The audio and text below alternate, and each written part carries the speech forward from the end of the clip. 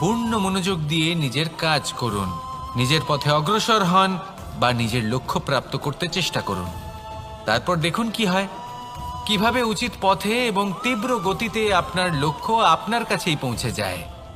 আর আপনার এই মন প্রসন্ন হয়ে বলে, রাধা রাধা। কখনো কোনো নদীকে দেখেছেন? একই আকার, একই স্থান, শুধু প্রবাহিত হতে থাকে। এর মধ্যে কখনো কোনো অপদ্রব্য ফেলে দেখুন, দেখবেন সেটা বেশিক্ষণ সেখানে থাকে না।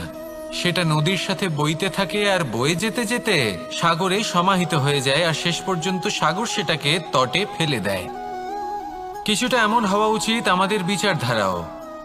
এক স্থানে তা স্থগিত হওয়া উচিত নয়, এটা সবসময় প্রবাহমান হওয়া উচিত।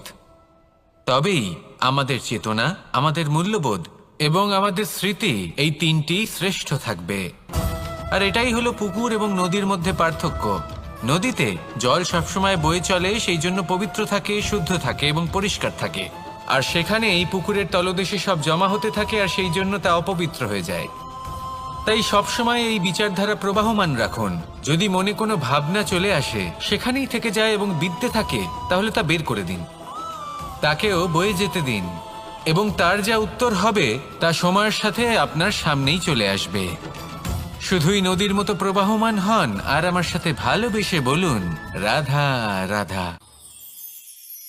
এই সংসারে সাফল্য লাভ করার জন্য জ্ঞানের প্রয়োজন হয়, পরিশ্রমের প্রয়োজন হয়, দৃঢ় নিষ্ঠার প্রয়োজন হয়, নিরন্তর চেষ্টা করা প্রয়োজনীয়।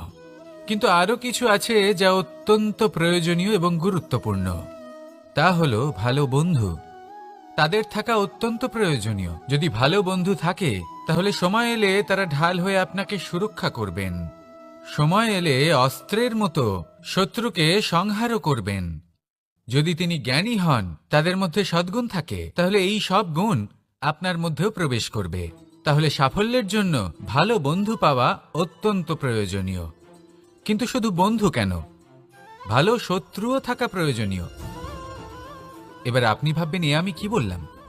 যদি আপনার জীবনেও ভালো অর্থাৎ শক্তিশালী শত্রু থাকে, তাহলে আপনিও শক্তিশালী হতে থাকবেন। এই শত্রু আপনাকে প্রেরিত করবে আরো বেশি শক্তিশালী হয়ে ওঠার। কখনো কোনো হরিণকে দেখুন, তীব্র গতিতে দৌড়তে থাকে। কেন তীব্র গতিতে দৌড়য়?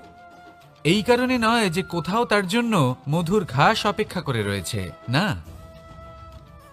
সে এই কারণে তীব্র গতিতে দৌড়য় কারণ সেটা না করলে তার পেছনে একটি সিংহ আছে যে ওকে নিজের ভোজন করে ফেলবে।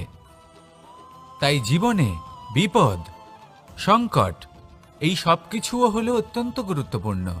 তার সম্মুখীন হতে শিখুন আর আমার সাথে ভালোবেসে বলুন, রাধা রাধা। আমরা সবাই ফল খাই, কিন্তু আমাদের সেই ফলই প্রিয় হয় যে পরিপক্ক হয়ে ওঠে, যেটা নম্র হয়, আর যে ফল অনেক বেশি মিষ্টি আর সুস্বাদু হয়ে থাকে, যাদের রঙে বাহার দেখা যায়। সেইভাবে জীবনে আমরা নানান মানুষের সাথে পরিচিত হই, কিন্তু সেই মানুষই আমাদের মন ছুঁয়ে যায় যারা বিনম্র স্বভাবের, যাদের বাণী খুব মধুর, যাদের অন্তরে আত্মবিশ্বাসের একটা তেজ, একটা রং দেখা যায়। এবার এমন ব্যক্তি আমরা কি করে হব? ঠিক সেইভাবেই যেমন একটা ফল রোদ, বর্ষা, শীত, বায়ু, এই সকল সংকটময় পরিস্থিতির সম্মুখীন হয়ে পরিপক্ক হয়ে ওঠে, সেইভাবেই মানুষ সংকটময় পরিস্থিতির সম্মুখীন হয়ে পরিপক্ক হয়ে ওঠেন। যদি এই সংকটের সম্মুখীন হন, তাহলে অভিজ্ঞ হবেন, আর এই অভিজ্ঞতাই শিক্ষা দিয়ে যাবে। এই অভিজ্ঞতা আমাদের শিখিয়ে দেয় যে আমাদের বিনম্র থাকতে হবে। অহংকার করে কোনো লাভ নেই। মধুর বাণীর যে কি মূল্য তা আমরা শিখতে পারি। এই অভিজ্ঞতাই আমাদের বুঝিয়ে দেয় যে উচিত অনুচিত কোনটা, আমাদের দৃষ্টিভঙ্গি তৈরি করে, আর এই দৃষ্টিভঙ্গি দ্বারা আত্মবিশ্বাস জাগ্রত হয়।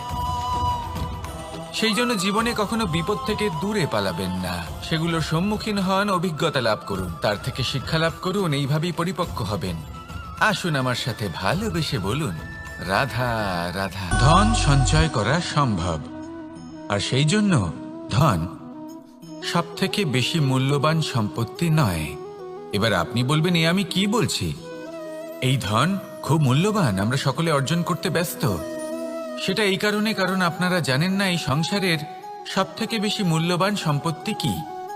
এ হলো সেই সম্পত্তি যা কখনো সঞ্চয় করা সম্ভব নয়। আপনার কাছে যতই ধন থাকুক তা দিয়ে আপনি স্বাস্থ্য লাভ করতে পারেন, বাড়ি কিনতে পারেন, আদি ইত্যাদি। কিন্তু আপনি যতই ধনী হন না কেন, ফেলে আসা দিনের একটা মুহূর্ত আপনি লাভ করতে পারবেন না। এই একটা মুহূর্ত, এই সময়, এটাই হলো সংসারের সব থেকে মূল্যবান সম্পত্তি। একবার চলে গেলে তা কখনোই ফিরে আসে না। আর এই মুহূর্ত যতই চলে যাক না কেন, আমরা স্মৃতির মাধ্যমে সেগুলি যাপন করতে পারি, তার আনন্দ উপভোগ করতে পারি। আর যার সাথে আমরা সময় অতিবাহিত করেছি তার স্মৃতিতে আমরা চিরকাল জীবিত থাকতে পারি। সেই জন্য সময় সব থেকে মূল্যবান সম্পত্তি, তাকে এইভাবে নষ্ট করবেন না। প্রত্যেকটা মুহূর্ত উপভোগ করুন, আনন্দ করুন, আর ভালোবেসে বলুন রাধা রাধা। কনক, কি সুন্দর একটা শব্দ। এর অনেকগুলো রূপ রয়েছে, অনেকগুলো অর্থও রয়েছে। প্রথম অর্থ হলো স্বর্ণ, অর্থাৎ সম্পত্তি। দ্বিতীয় অর্থ ধুতুরা, অর্থাৎ গাছের ছোট একটা বীজ, যা কিনা অত্যন্ত শক্তিশালী হয়। যদি বেশি মাত্রায় এর প্রয়োগ করা হয় তাহলে এটা বিষময় হয়ে উঠতে পারে। এই হলো সেই ধুতুরা যার প্রয়োগ মহাদেবের পুজোতে করা হয়।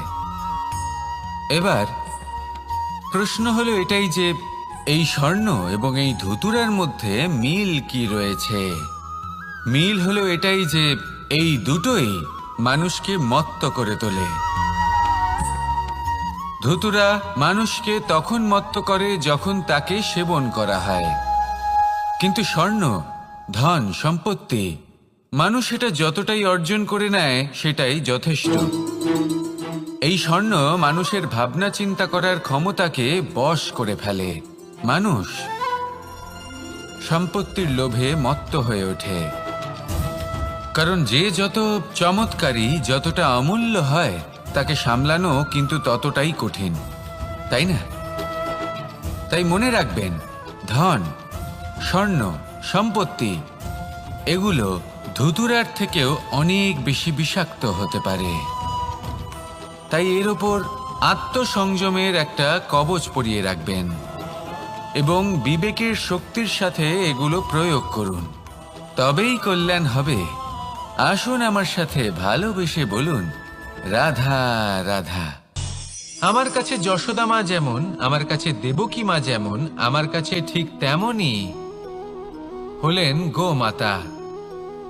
এবার ভেবে দেখার বিষয় হলো এটা যে এই সংসারে অসংখ্য প্রাণী আছে, একজন গাইকে একজন মায়ের মর্যাদা কেন দেওয়া হয়? তাহলে এর অনেকগুলো কারণ আছে। এই গাই অর্থাৎ গোমাতা, এনারা হলেন অত্যন্ত শান্ত, শান্তিপ্রিয়, কখনো কারোর কোনো ক্ষতি করতেই পারেন না। গোমাতা যে দুধ নিজের বাছুরকে পান করান সেই দুধই আমাদেরও দেন।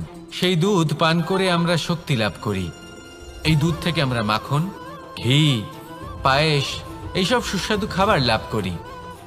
গোমাতার গোবর আমাদের জ্বালানি হিসেবে সাহায্য করে, যার ফলে খুব কম সংখ্যক কাঠ ব্যবহার করা যায় এবং বেশিরভাগ জঙ্গল সুরক্ষিত থাকে। গোমাতার গোমূত্র, সেটাও আমাদের কাছে লাভজনক।